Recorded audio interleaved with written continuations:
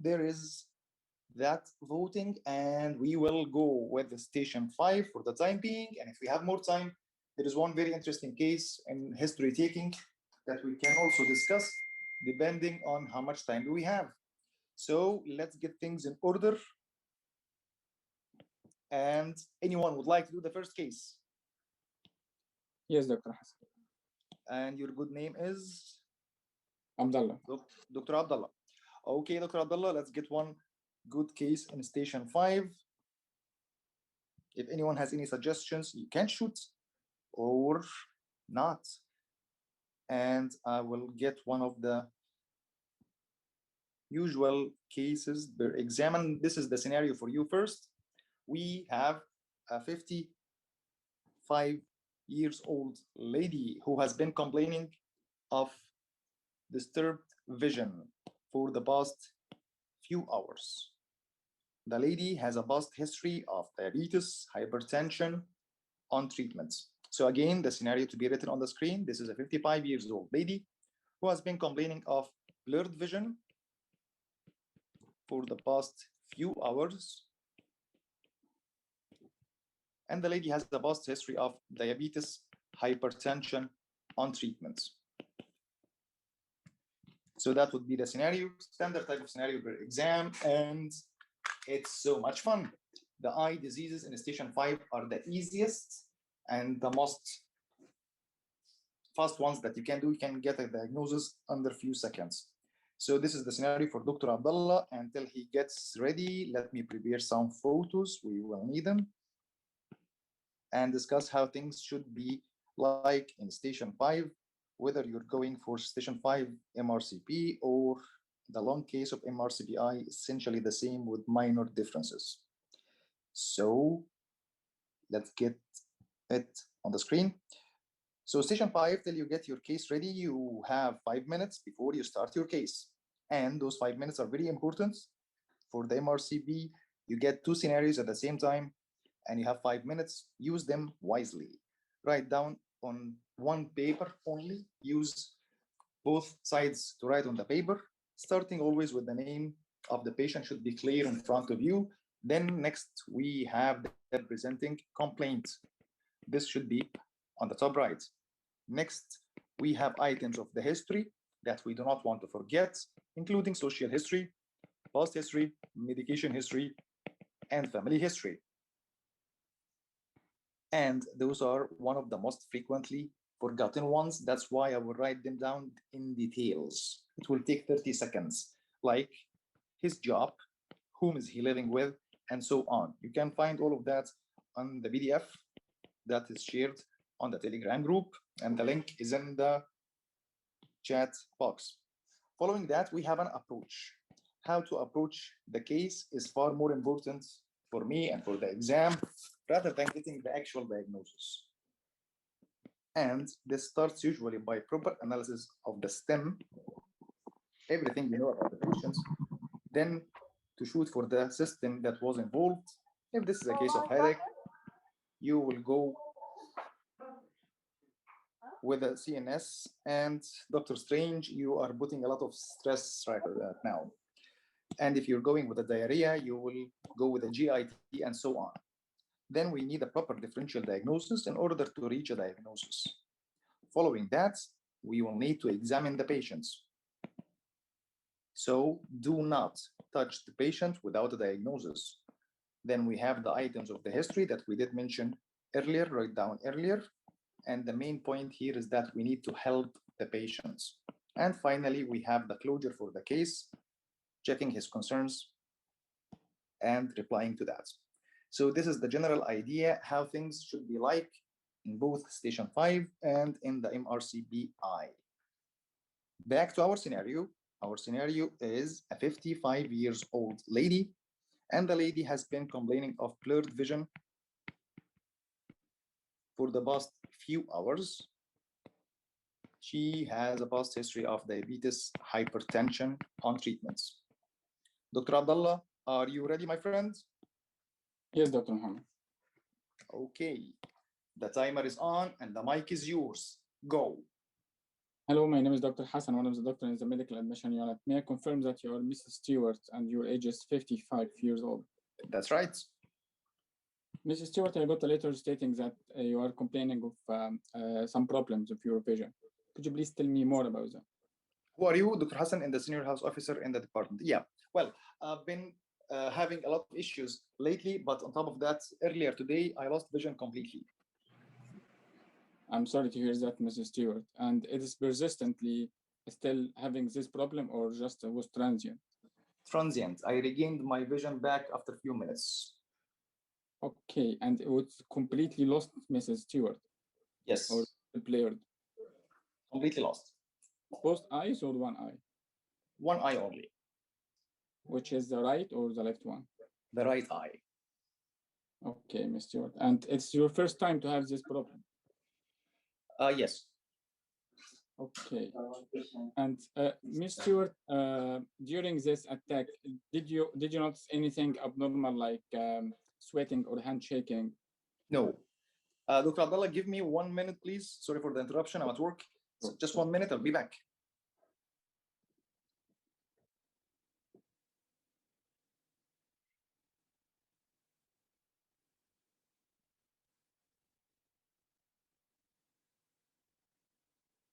Okay. During this attack, did you notice anything abnormal, Mrs. Stewart, like any sweating or any handshaking? No. Okay. Any trauma, Mrs. Stewart? No. Okay. Did you notice any weakness anywhere? No. Any problem with the speech? Nope. Okay. Any headache at all? Yes, I got a headache. And it's your first time to have this headache, or? I had previous headaches, but this one was more intense. And if you're gonna score it, Mrs. Stewart, from 0 to 10, 10 the worst and 0 the least? I would give it 6 to 7 over 10. And this headache is still persistent or gone as well? No, it has resolved. Okay. And where exactly is this headache, Mr. Stewart? All over my head, but mostly on my right side. Okay. Mrs. Stewart, did you notice any problem while chewing or eating? I did not eat at that time, but I was having problems even speaking to people around me. During this attack? Yes. Okay. Any shoulder stiffness or something? No. Okay. And Mrs. Stewart, I understand that you're having diabetes and hypertension, blood sugar problem and the blood pressure problem. Is that correct? That's right. Any other medical problems before? No. Okay. And how is your control regarding the blood sugar and blood pressure? My GP was happy with my readings the last time I saw him. For both blood pressure and blood sugar? Yes. Okay. And Mr. Stewart, what kind of medication you are taking? Show me your medication list. I'm receiving metformin, dimicron, and ramipril. Okay. Any other medications? Any over-the-counter medications? No. Okay. Any allergy at all? No, nothing I'm aware of. Okay. And Mr. Stewart, you mentioned that you're having a problem with the speech. Any other problem with the sensations or no. At that time? No. Any problem with the gait, any imbalancing or unsteady gait? No. Okay. Mr. Stewart, may I examine you, please? Sure. What would you like to examine? So first, I would like to examine the visual acuity. So visual acuity is intact bilaterally. Okay, and the visual field? Intact bilaterally. Okay, I will ask for the visual movement. Any problem with the movement? She can move properly. Okay, I will ask for fundus examination as well. Fundus examination. At last, here is the fundus on the screen. Okay. Okay, so Mrs. Stewart, okay, Mrs. Stewart, may I ask you if you have any family history of similar conditions? No. 2 minutes remaining. Any family history of any similar condition, Mr. Stewart? No, Okay. Mr. Do you have any history of any blood clots before? never. Okay, and I'm sorry to ask you, any history of any miscarriage before? No, never. 2 minutes remaining. Okay, and Mr. Stewart, do you smoke? No. Okay. Do you drink alcohol? And 2 minutes remaining, and I will kill you. So, do you drive, Mr. Stewart? Oh, yes, I do. I does. So, could you please stop driving at the moment till we find out what's happening exactly and report it? Thank you. So, what's your concern, Mr. Stewart? What happened to me? Will it happen again? Thank you for your question, Mr. Stewart. I highly appreciate your concern. So after examining you and from what you have told me, we need to do more blood tests and imaging as well to make sure from what's happening exactly. It could be like a mini stroke, Mrs. Stewart, affecting your vision and the ability to speech as well. So what we need to do now is to do more blood tests, as I said, and imaging. And I'm sorry to tell you, till we find out, yes, it can happen again. Till we find out what exactly happened. Thank you. Thank you, Mrs. Stewart. Any other concern? No. Thank you. Let's get the fight going. My first question would be very easy one. What does she do for a living? I have no idea. Okay, this is honest, not good. You need to offer proper help. That's 25% of the mark in some cases, like our lady. Moving on, what is your diagnosis for the lady? So the differential diagnosis could be a TIA, could be multiple sclerosis, could be migraine. So what is the nature of your headache? So I didn't ask about the pain, exactly the nature. I'm not sure it's gonna help or not, but do you think it's relevant or not? I don't think it's relevant. Why not? It's not a TIA. So why not? It's not a TIA. Because TIA is very specific, unique, famous of being mostly painless. And the lady had a painful attack. So making TIA less likely. So what else can precipitate this kind of problem? Temporal arthritis and multiple sclerosis. Multiple sclerosis. Do you think some multiple sclerosis is common at her age? No, it's gonna be a more at 40. Any previous attacks? No previous attacks. So this will also make multiple sclerosis less likely. What else? Migraine. It's a possibility. Does it fit with her clinical picture? Not really. No. So this will bring us to the main question here, which is, what is your differential diagnosis for such a case? Simply speaking, you have done very, very well, doctor. But Dr. Abdullah, you forgot some key points that you need to stress during the discussion. So from the very beginning, the scenario said or mentioned that she has blurred vision. Let's go to the pitfall paper. And this is the paper where we collect all the pitfalls. This is my favorite paper, and this is the easiest way to recap it. Blurred vision. The first thing that I need to ask this patient for is what? What do you mean by blurred vision? You need to establish the possible differential based upon her presentation. Nobody will come to you complaining that I have a multiple sclerosis or temporal arthritis. They will tell you that I have a vision problem.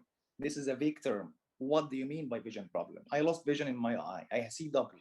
I have problems with color or night vision. Fine, but I need to know which part I'm going to start with. Do you agree, Dr. Abdullah? Yes.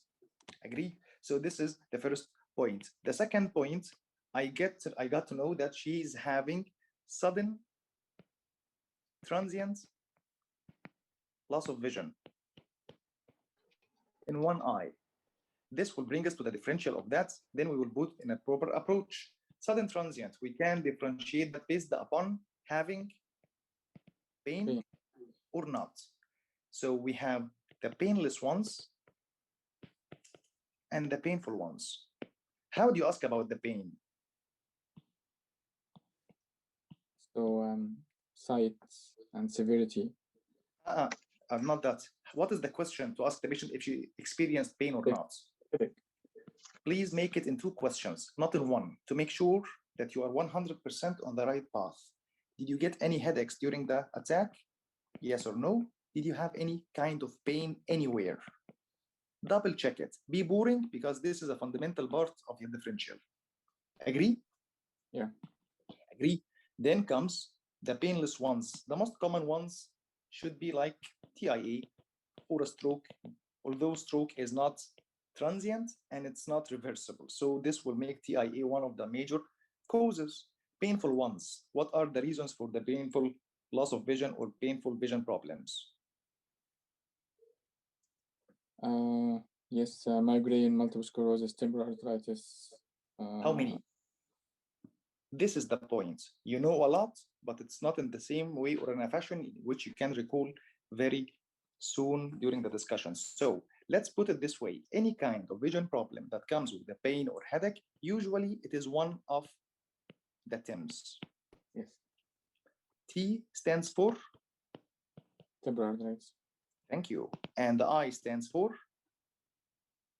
ICP, increased intracranial pressure. Yes. So this is idiopathic intracranial hypertension versus increased intracranial pressure. The M stands for multiple sclerosis, as you have mentioned. The other M stands for migraine.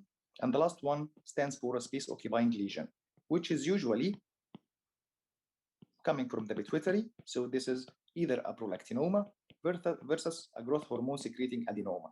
And the other one should be something like METS or cancer. Do you agree? Yeah. Those ones are painful. Some of them are transient, some of them are permanent, some of them affecting both eyes, some of them will have different presentation. But what is common in between them, that they are the most likely painful ones in the exam 99% of the time, and you have the feedbacks from previous exams, so check it. So once that I confirm that this is a painful one, I will shoot for one of those. Which one of those would fit with your case? No one. Let's do it one by one. Temporal arthritis. How would you differentiate temporal arthritis? What kind of presentation the patient would have? I have asked about any jaw claudication, any shoulder stiffness. How do you ask about claudication? You did ask the two questions. That is correct. That you asked about having problems with mastication, movement of the joints of the jaw, and the other one is to ask her if she had any problems while speaking. This is the claudication pain or the claudication problem, along with the typical presentation of the headache. So analysis of this headache is fundamental in this case. Do you agree? Yeah. Agree. Moving on. The next one should be idiopathic intracranial hypertension. Do you think it's possible in this case? It's the unilateral and the transient, so no. Exactly. So this is not going to be something staying for a couple of minutes, then go away, or the patient will improve. Most likely, this is a more chronic course of a headache. And the other one is multiple sclerosis. The headache doesn't fit with multiple sclerosis, along with lacking previous attacks, lacking motor, sensory, or bladder problems. And in her age, unlikely. Migraine, the headache does not fit with the kind of headache that she suffered from. And migraine usually have no claudication. That's why, again, analysis of the headache is fundamental. And space-occupying lesion, usually they are chronic in nature. They do not precipitate transient problems. So just looking at that, I would say that temporal arthritis makes the perfect fit so far. Do you agree? Yep. So the point here is how to put this differential into a proper approach. I will start by proper analysis of the stem. What is in the stem? The lady has a vision problem and she has diabetes and hypertension. Standard analysis of any symptom goes in 8 out of 8. You know that I hate paragraphs, just points. How would you do analysis of any symptom? What are the 8 points of analysis, Dr. Abdul? Onset, course, previous. Never forget it. To make a huge difference. Yes, onset, course, duration, exacerbating and relieving factors with examples.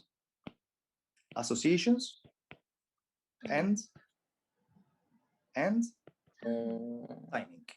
Yeah. This is not, for this case, this is analysis of any symptom in any part of the exam. What is the importance of asking about previous attacks? Because this can be a factor to determine the patient will be staying in hospital or undergo something urgent or converting the case from being acute to chronic. Typical example of that, cases of diarrhea. The patient may have a diarrhea that is ongoing for 2 days. Without asking about previous attacks, he may have previous attacks, making this an intermittent diarrhea or a chronic form of diarrhea. That's why the previous is on top. Then comes the point of the associations. What do you mean by associations? Remember the twins?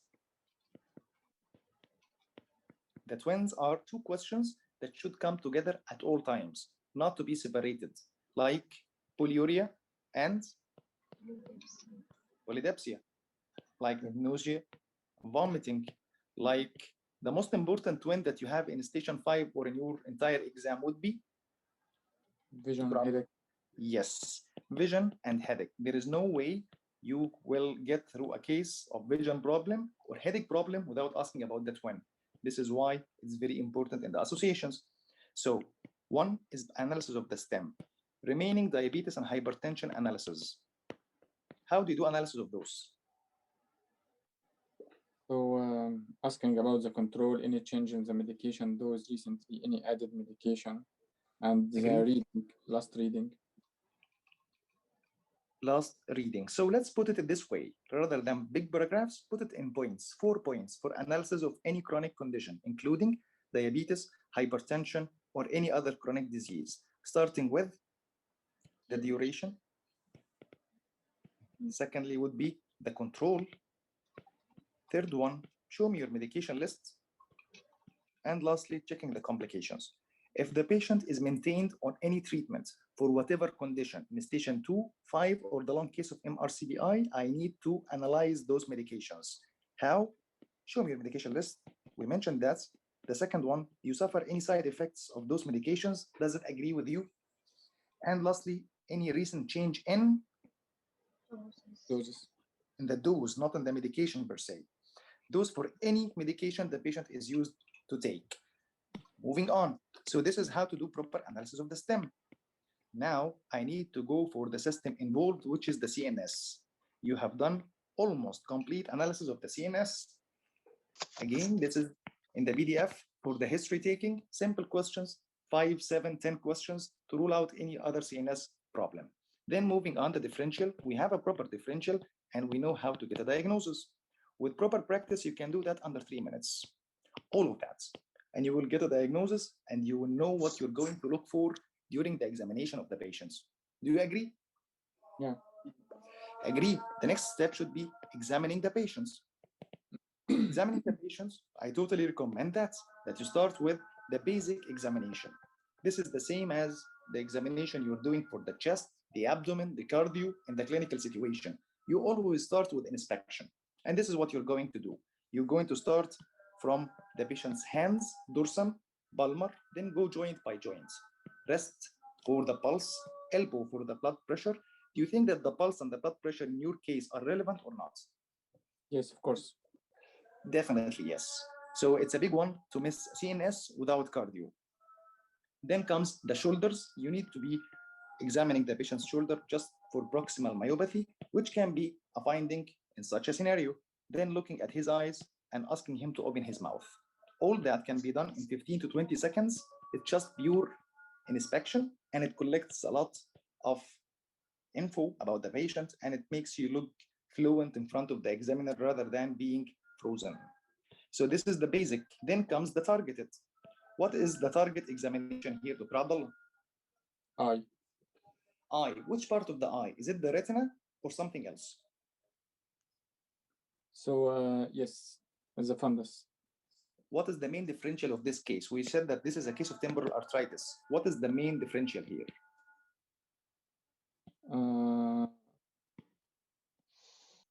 TIA. So, yeah, TIA. Transient. Why TIA? Because the lady is diabetic, hypertensive, and her age, ischemic risk factors are high. So TIA would be the one to exclude. So my target examination should be to the retina. How do you examine the retina or to examine any part of the eye? Always check the visual acuity of the patient. You have done that. This is quite easy. The second point is to go for the diagnosis. Ask yourself always, where is the pathology? I'm suspecting that the pathology in the retina. Go for the retina. So acuity, then the red reflex to know that the eye is clear enough for fundoscopy. Then you will go for the fundus. Do you agree? Yeah. Agree. So why in your examination, why in your examination you did start with the power, then you started to do the field, and you started to do the eye movement? Is it relevant in your case? I was not relevant, but I was thinking multiple sclerosis with any ophthalmoplegia or something. Okay, so this will get us to the point of having a proper differential. Examining for the eye movement or examining for the field would be okay if you have time. But since you are doing station 5, mostly you do not have enough time to do that.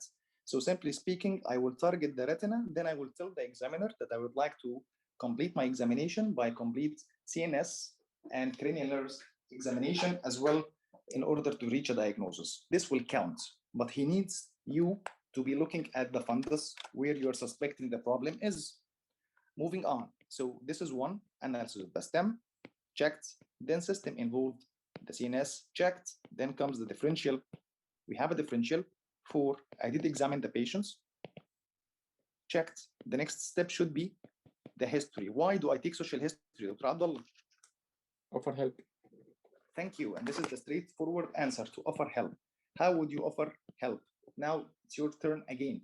Ask me about what you need to ask and offer me some help. Go. So, Mrs. Stewart, what do you do for a living?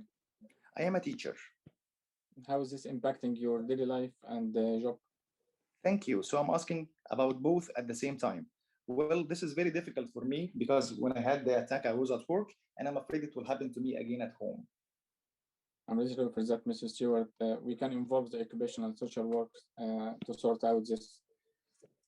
Occupational health officer and social worker. Thank you. Standard.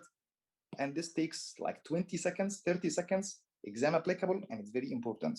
Then comes at the very end, the closure. Thank you for paying attention to my concern. This is the standard type of concern that comes in the exam. 2 questions at the same time, and most of us will forget one of them. So my concern was, what was my diagnosis and will it happen again? Most of us will just answer the diagnosis without happening again or not. Let's agree on how to close the case. Remember that this is a station in which you are lacking time, so you need to be concise to the point. Closure of any case, station 2, station 5, goes into 6 steps. How do I know 6 steps? Because I know what I'm going to say. So I will start by the presenting symptom. Then I will mention what is my diagnosis. Then I will define my diagnosis. Then I'm going to form a multidisciplinary team. This team will ask for some investigations, whether this is blood or imaging or camera test, depending on the case. Then after getting those tests, you will arrange for another meeting to discuss the results and the plan of management. Keeping in mind with the 6 points that you have 3 bonus points that you need to check, which are, if you're going to admit the patient or not, you need to tell me. If you want me to start or to stop a certain medication or a practice, and you need to tell me about painkiller or to give me a painkiller if it's appropriate in the case. This is the, generally speaking, how to close the case in station 2 or 5. Time efficient, so let's try it. Now my diagnosis, Dr. Abdullah, is temporal arthritis. So let's do this with you, Dr. Abdullah. You need to tell me what do I have under 30 seconds. Can you do that? I highly appreciate your concern, Mrs. Stewart. You have been bothered by a problem with your visions. Most probably, it's something called temporal arthritis, due to inflammation in the blood supply. Inflammation is jargon. Sorry, due to a temporal arthritis, which affects the blood supply to your back of your eyes. What we need to do now is to involve a group of specialists and to do more blood tests and imaging to your eye and your brain as well.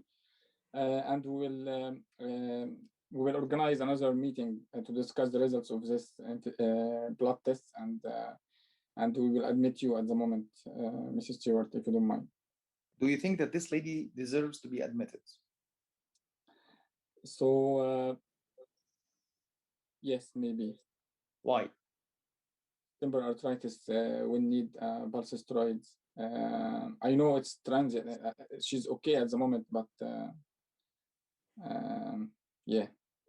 Okay, so to do this one more time. So I'm sorry to tell you that the headache and the vision problem that you have experienced is due to a condition called temporal arthritis. This is some sort of vasculitis which is autoimmune. By that I mean it's a disease in the immune system. It's an autoimmune disease, which is a disease in the immune system, which is the system defending your body against infections. In your case, it is misdirected and it attacks your body, causing your symptoms. For that, we will form a multidisciplinary team which will run further investigations in the form of blood testing and imaging, and we will arrange for another meeting to discuss the results. Myself, I'm not going to say admission. Why? Because the attack has resolved hours ago. Do you agree? Okay. Agree. So this is how to close the case under 30 seconds. Back to your performance. As we have mentioned, you have done brilliantly. Just to organize your thoughts before you speak. You were trying your best, and I'm sure that you know everything about it, just to get in check one by one. And this is the way not to forget anything and not to miss it. So that's a good one. Now let's get to the fundus. What did you see in the fundus? So it looks, according to with the normal visual acuity, it looks normal fundus. I totally agree. That's a normal fundus. How did you judge that this is a normal fundus? Did you do any fundoscopy before? Few times. Great. So let's agree that most of the time you will hit the peripheral retina. This will be called zone 1. Then you will follow any blood vessel where it gets thicker towards the disc. So the disc will be zone 2. Then you will take a survey in the whole retina. Then you will ask the patient to look at the light source. This is the standard way of doing fundoscopy. So the last point, when he looks at the light source, this is going to be the macula or the center of vision, zone 3. So we have 3 zones according to what we are going to see in real life. This is what we do in the exam. And this is the main issue with station 5. You know a lot of things, but which of those is applicable for the exam? So now I have a sequence even in the fundoscopy. Zone 1, this is the peripheral retina. Usually it's pink. Normal to be pink. Any other color is not normal. Do you agree? Yeah. Agree. Moving on to zone 2, if we get closer to the fundus should be not well circumscribed. This is the normal. Do you agree? Yeah. And mentioning that all the blood vessels that reach the fundus have origins, they have roots, they came from respected families. So if you look at it, everything is connected to something outside. There is nothing like abnormally haphazard vessels. So this is the fundus. Then comes the center of vision, which is the macula. The macula should be what you see on the screen. You will only see a pink background, only with no additives. So imagine this as having a pizza. The pizza empty, the pizza is normal. And if you start to add some stuff, it will be abnormal. What if you have a black discoloration? What would that be? So could be exited like Black laser, yeah. versus Retinitis pigmentosa. thank you, retinitis pigmentosa. What if this additive is yellowish in color? It would be exudate. What if there is an additive which is red in color? That would be hemorrhage or bleeding. So the normal pizza is an empty pizza. If you have any additives, this is maculopathy. Do you agree? Yes. Agree. So back to your fundus. Tell me, what did you see in the fundus, going zone by zone organized? Can you do that? Let me do it for you once, then we will do it together.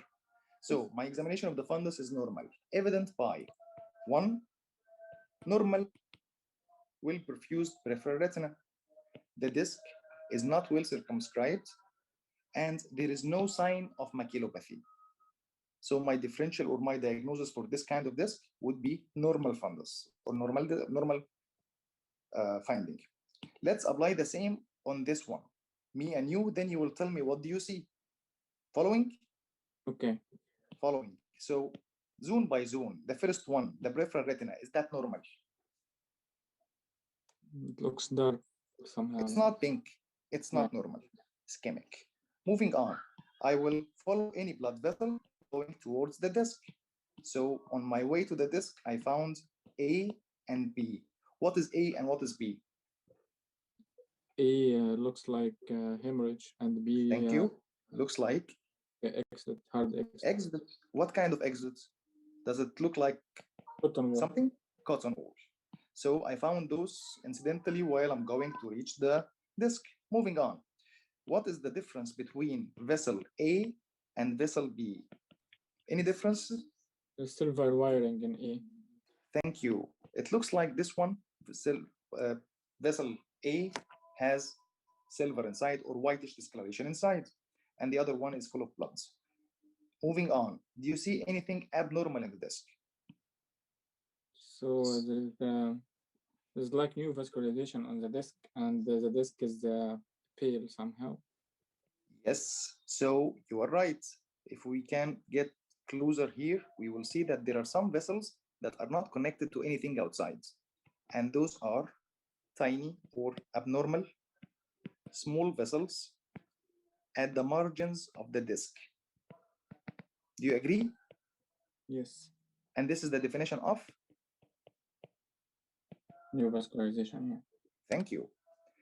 So this is another point. The disc itself per se, does it look normal? Absolutely not. You can divide this disc into two halves or two sides, side A and side B. Side A is very well circumscribed and it is very whitish in color. And this is a sign of atrophy. On the other hand, side B, there is no clear margins. It is edematous, and this is a sign of papilledema. Papilledema. You keep in mind that always before the disc dies, usually there is edema. So edema precedes the atrophy. So this is in preparation for atrophy. So this is ongoing atrophy. Yes. Moving on, perfect. Then comes another point, which is the macula. This is zone 3. Is that a normal one or there is some additives? There is exudate as well approaching the macula. Thank you. So A are exudates, B exudate cotton wool spots, and C there is hemorrhage. Do you agree? Yes. Agree. So those are the findings in this disc so far. So what is your diagnosis? What did you see in the fundus? So I have examined the fundus. It looks the periphery of the fundus looks abnormal, not pinkish, and Ischemic. Ischemic. And forward towards the disc, there was I have noticed spots of hemorrhage, plots of hemorrhage, and cotton wool spots. And the disc itself, it looks pale with signs of atrophy, and the other half looks edematous with signs of edema, papilledema. And there is exudate as well approaching the macula and maculopathy, and there is silver wiring on the arteries. Yeah. So your diagnosis is? The proliferative diabetic retinopathy. Diabetic or diabetic and hypertensive? Diabetic and hypertensive, actually. Which type of diabetes? That proliferative or non-proliferative? Proliferative. Proliferative. So my diagnosis for the gentleman is having retinopathy, simply speaking. So this is proliferative diabetic and hypertensive retinopathy, evident by pale peripheral retina, silver wiring of the vessels. There is ongoing atrophy of the disc with abnormal small blood vessels on the margins, highlighting new vascularization, and there is signs of maculopathy evident by exudates, hemorrhage, and cotton wool spots. Easy? Yes. The key to remember all those in that sequence and to be confident is to have a scheme, to have a sequence to go through. And this is quite easy now. That's brilliant. So this is the fundus. If you find anything in a fundus with diabetes or hypertension, long-standing condition, you may see also laser photocoagulation in some patients, and that should be it. Why did I mention hypertension here? What is the evidence that this gentleman or this lady has hypertension? Silver wiring. Silver wiring, this is a characteristic feature of hypertension. What about the hemorrhage and the exudate? Are they common in hypertension or diabetes or both? Both, I think. Both. And the exudate as well. So those are not characteristic for a specific case. The only evidence here that we can see is having the silver wiring and the AV napping, which is in another photo to be more clear. So overall, that's a very well done, Dr. Abdul. Thank you, Dr. Muhammad. Thank you. Okay, any question here, anyone? Should I talk about steroid in this case? This patient definitely will start steroids. I argue that since this attack was few hours ago and it's the first one, I will make sure that he will get steroids on his way home. There is no need for admission. Your voice is interrupted. Sorry?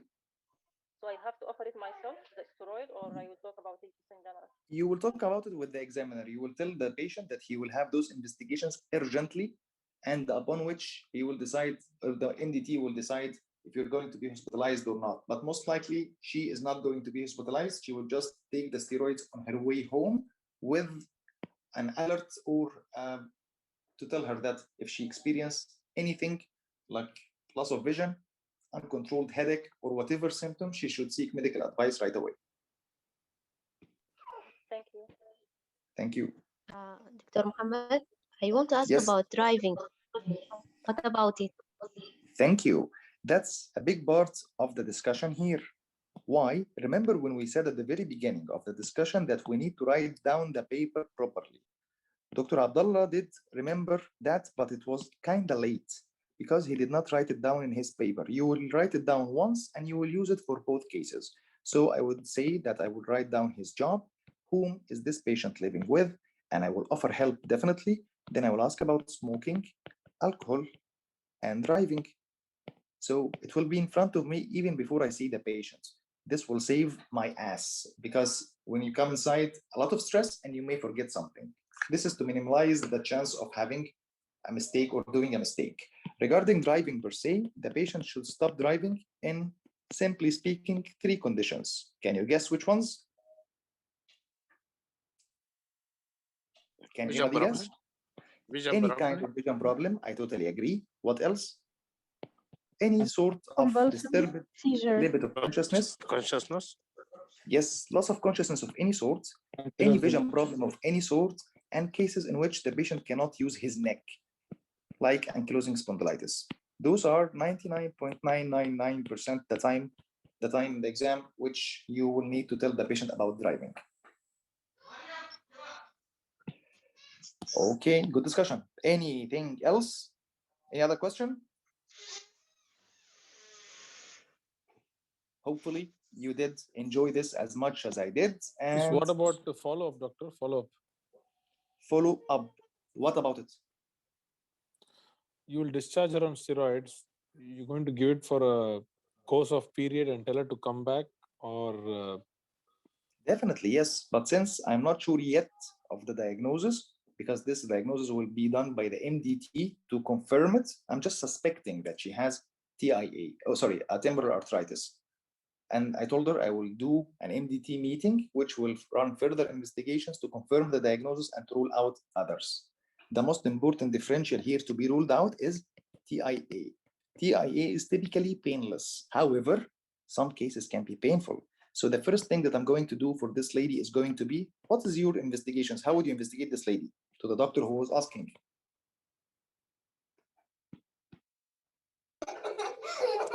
do regular blood test and imaging study like CT scan of the brain has to be done. Okay, I totally agree. Let's put it in a proper way. There is always the basic investigations that should be done to every single patient, regardless of the case, whether this is a clinical station or station 5 or station 2. The basic investigations are in the form of complete blood counts, ESR, CRP, urea electrolytes, and liver function tests. Those are fixed standard type of answer to the basic examination. Then I will go targeted. The first thing that should be done to this patient is Urgency. say it. Yes, CT. TFR. Should be an urgent CT. What is the difference, Dr. Abdullah, between a CT and an urgent CT? Pass or fail. Thank you. This is what I need to hear. This is a pass or fail. Some examiners may consider not mentioning urgent as a sign of failure. So please make sure that you put it in one phrase, or you put it in even in one word if you wish. So an urgent CT to be done. And after the CT, we will take it from there. The ESR is already done in the basic investigations. And this is what they need to hear, urgent. So those are regarding the investigations. Any other question? Dr. Hassan, can you please repeat the part of starting part of the examination, the targeted part? I missed that one. Okay, sure. So examining any patient, simply speaking, look at the patient. I want you to imagine it. Do not memorize it. Basic investigation, basic examination for every single case, 20 seconds. Makes you look very professional, and it collects a lot of good information, whether you are accounting for it or not. And our case is a typical case. I will start by the dorsum of the hand, just looking at the dorsum of the hand for any abnormality. Do not memorize any. Whatever you see is what you're going to say. Then comes the palmar surface of the patients. Then I will go joint by joint. I will start with the wrist. This is the first joint, and the rest will remind me to check the pulse, which is a killer in this case. Then I will go for the next joint, which is the elbow. The elbow will remind me to check or to remember the blood pressure if it was mentioned in the scenario earlier. The next joint should be the shoulder. And the shoulder, if I'm suspecting something that can precipitate proximal myopathy, I will account for it. Then I will take a look at the patient's eye for pallor or jaundice or whatever problem that I can see in the eye. Then I will ask the patient to open his mouth or to open her mouth. And this will take approximately 20 seconds or 30 seconds, and it's very useful. After the basic examination, we will get to the targeted examination. The targeted examination will depend on the complaint. I'm suspecting that the pathology here is in the retina because my main differential is being diabetic hypertensive. So I will start by the visual acuity to check if this patient can see or not. And usually in the exam, they are circuits. Then I will do the red reflex in order to know that I can see the fundus, I can see the retina, which is the same as the red eye in the camera. Then I will go for the fundoscopy, and we do know how to do the fundus.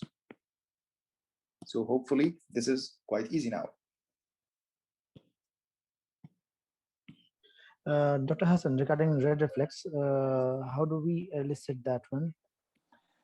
Let's agree it's a very simple step. You're just standing 1 meter away from your patients, and you will just look through the ophthalmoscope at the patients 1 meter away. If you see his eyes or her eyes red, it means that this is intact red reflex. What you're seeing 1 meter away through the fundoscope looking at the patient is the retina. So if I can see it 1 meter away, I can see it when I do the fundus. And believe it or not, this is one of the killer points in the exam. Very simple, but some of us, due to the stress, they forget to check the red reflex. And some patients, especially in the UK, they have only one eye. So you will be doing fundoscopy for a dead eye. The examiner will start laughing, and this is not going to be good. Dr. Hassan? Yes, sir. In this case, we need to examine for neurological examination on the heart or no? Definitely, yes. If you are Discussed going the for the MRCBI, you will definitely offer that complete neurological assessment of the patient along with cranial nerves examination and cardio. And you will need to auscultate the heart and the carotids. But since this is station 5, this is lacking time, I will just mention that to the examiner. Thank you. Thank you, doctor. Okay, that was a good one. It was fun. Let's meet again tomorrow, and we will have a different case. If you have a case in mind, shoot it on Telegram, and you can find the PDFs in the Telegram. And I will be seeing you tomorrow, inshallah. Thank you, everybody. Have a good one. Dr. Hassan, I have one question, if you don't mind. Yep. Sure. Regarding the red reflex that you spoke about, if we don't see a red reflex, what does that imply? that implies that the anterior chamber of the eye is opaque, cataract. It is not Cataract. transparent. You cannot cataract or whatever other pathology that makes it not easy or not possible to examine the back of the eye, which is the retina.